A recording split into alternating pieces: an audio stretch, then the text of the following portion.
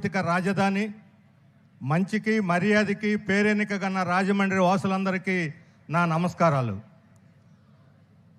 ఈరోజు కాంగ్రెస్ పార్టీ తరఫున ఇక్కడ రాజమండ్రి పార్లమెంటు నియోజకవర్గం నుంచి పోటీ చేస్తున్న రుద్రరాజు గారికి, ఆయనకు ఇక్కడ 7 నియోజకవర్గాల ఎమ్మెల్యేలకు మద్దతుగా ఇక్కడికి విచ్చేసినటువంటి శ్రీమతి షర్మిల గారికి స్వాగతం చెబుతూ, ఈ ఎన్నికలు చాలా కీలకమైనవి. రాష్ట్ర దేశ భవిష్యత్తును నిర్ణయించేటువంటి ఒక ముఖ్యమైనటువంటి శక్తి, అధికారం ఈరోజు రాజమండ్రి వాసుల మీద ఉన్నది. ఈ రాష్ట్రంలో 0.8% కూడా ఓట్లు లేనటువంటి బీజేపీ ఈ రాష్ట్రం మొత్తాన్ని కబ్జా చేయడానికి సిద్ధపడింది. బీజేపీ చేతిలో కానీ రాష్ట్రాన్ని పెడితే సర్వనాశనం అయిపోతాము, వీళ్ళు విద్రోహులు, వెన్నుపోటుదారులు, అలాంటి వాళ్ళని ఇంటికి సాగనంపాలి అని చెప్పడానికి ఇక్కడికి మేము వచ్చాం. ఇక్కడి నుంచి బీజేపీ తరఫున పోటీ చేస్తున్నారు పురంధరేశ్వరి గారు, కాంగ్రెస్ తరఫున రుద్రరాజు గారు. మీకు అందరికీ, జిల్లా వాసులందరికీ కూడా, తూర్పుగోదావరి జిల్లా వాసులందరికీ కూడా సుపరిచితులు.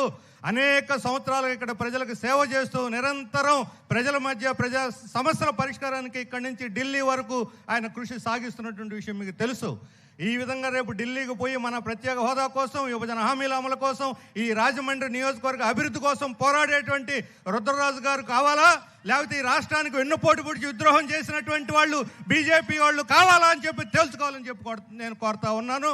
అందుకనే ఈరోజు తెలుగు ప్రజల యొక్క ఆత్మ గౌరవాన్ని, ఆ రోజు ఎన్టీ రామారావు రాజకీయాల్లోకి వస్తే ఆయన తనయగా ఉన్నటువంటి పురంధరేశ్వరి ఈరోజు ఎన్టీ రామారావు ఆశయాలకు సమాధి చేసి ఈరోజు ఇక్కడ బీజేపీ తరఫున పోటీ చేయడం సిగ్గుచేటైనటువంటి విషయం. ఎన్టీ రామారావు ఆత్మ క్షోభిస్తుంది. ఎవరైనా సరే ఎన్టీఆర్ అభిమానులు ఉంటే వాళ్ళందరూ కూడా ఆమెను ఓడించి ఇక్కడ కాంగ్రెస్ అభ్యర్థి రుద్రరాజు గారికి ఓటేయాల్సినటువంటి అవసరం ఉందని చెప్తా ఉన్నాను. అలాగే ఈరోజు వైఎస్ఆర్ కాంగ్రెస్ రాష్ట్రంలో అధికారంలో ఉన్నది. ఆయన నిన్న కాక మొన్న ఒక మేనిఫెస్టో విడుదల చేశారు. నెల రోజుల నుంచి వచ్చా అని చెప్పి ఎదురు చూస్తూ ఉన్నటువంటి ప్రజలకి ఈ మేనిఫెస్టో తుస్సు అనిపించింది. ఏం చేస్తారంటే అది చేశాను ఇది చేశానని చెప్పి తప్ప ఏమి చేయబోతున్నారు ఒక్కటంటే ఒక మాట కూడా చెప్పకుండా చేతులు దులిపేసుకొని తన బాధ్యతని తప్పుకున్నటువంటి మేనిఫెస్టో వచ్చి ఖాళీ పత్రం తప్ప అందులో ఏమీ లేదు. అందుకని అలాంటి మేనిఫెస్టో కాదు మనకు కావాల్సింది. ఈ రాష్ట్రాన్ని అభివృద్ధి చేసేటువంటి మేనిఫెస్టో కావాలి.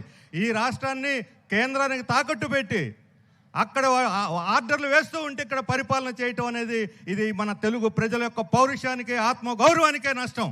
ఈరోజు వైఎస్ జగన్మోహన్ రెడ్డి గారు ముఖ్యమంత్రి అయినా, చంద్రబాబు నాయుడు గారు ముఖ్యమంత్రి అయినా, ఎవరైనా రేపొద్దున ఢిల్లీ నుంచి అమిత్ షానే పరిపాలిస్తాడు తప్ప వీళ్ళిద్దరూ కీలుబొమ్మలుగా ఉంటారు. ఇలాంటి కీలుబొమ్మలు మనకు అవసరం లేదు. దేశ రాష్ట్ర అభివృద్ధి కోసం పనిచేసేటువంటి వాళ్ళకి మనం ఓటేయాలి. ఈరోజు ఇండియా బ్లాక్ దేశవ్యాప్తంగా బీజేపీకి సవాలు విసిరి రాబోయేటువంటిది ఇండియానే, గెలిచేది ఇండియానే అని తేల్చి చెప్తా ఉన్నారు దేశ ప్రజలందరూ. బీహార్, ఉత్తరప్రదేశ్, రాజస్థాన్, హర్యానా ఈ రాష్ట్రాలు, ఢిల్లీతో సహా మొత్తం ప్రజలు ఈరోజు బీజేపీకి గోరీ కట్టడానికి సిద్ధపడుతున్నారు. అందుకని బీజేపీ, తెలుగుదేశం, జనసేన కూటమిని ఇంటికి సాగనంపి ఇండియా బ్లాక్ పార్టీ అభ్యర్థులను ఇక్కడ గెలిపించాలని కోరుతూ ఉన్నాను. ఈ జిల్లా తూర్పుగోదావరి జిల్లాలో ఇంతకుముందు భాగస్వామిగా ఉండి ఇప్పుడు అల్లూరు సీతారామరాజు జిల్లాలో ఉన్నటువంటి రంపచోడవరం నుంచి సిపిఎం అభ్యర్థిగా ఇక్కడ మనకి లోతా రామారావు గారు పోటీ చేస్తున్నారు. అనేక మంది ఆ నియోజకవర్గానికి సంబంధించినటువంటి వాళ్ళు ఈ రాజమండ్రిలో కూడా ఉన్నారు.